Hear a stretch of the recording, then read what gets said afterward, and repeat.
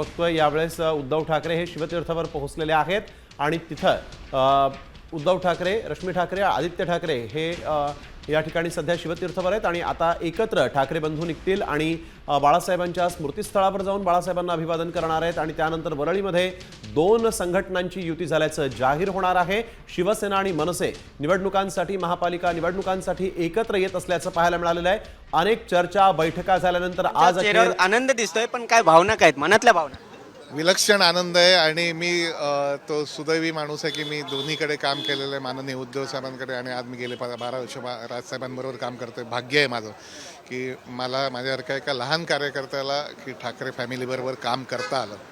माननीय बाळासाहेबांबरोबर पण माझा संवाद त्यावेळेला झाला होता, त्यामुळे हे थोडंसं ओव्हरवेल्मिंग आहे मला, थोडंसं काय म्हणू आपण, एक अतिशय आनंददायक गहिवरून येणारा क्षण आहे जो केवळ माझा नाही आहे, या मराठी माणसाचा, मुंबईचा, महाराष्ट्राच्या, या जगातल्या मराठी माणसाचा हा आनंदाचा दिवस आहे आणि त्यामुळे आम्ही अत्यंत आनंदी आहोत।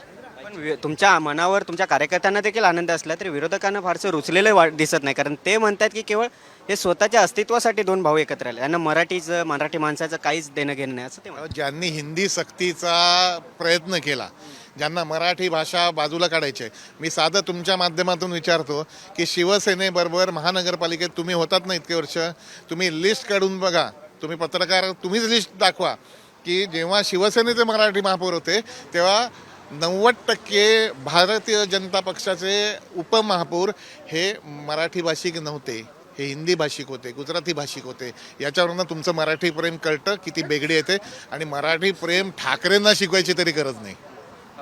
ही फक्त राजकीय युती आहे की एक कायम शेवटपर्यंत असणार आहे? आणि आजचा जो उत्साह आहे तोच उत्साह 16 तारखेला देखील दिसेल, एक विजय उत्साह असेल, विजय जल्लोष 100% असेल। आज जे तुम्ही जनमानसात बघितलं, लोकांच्या मनात होतं, लोक बोलून दाखवू शकत नाहीत।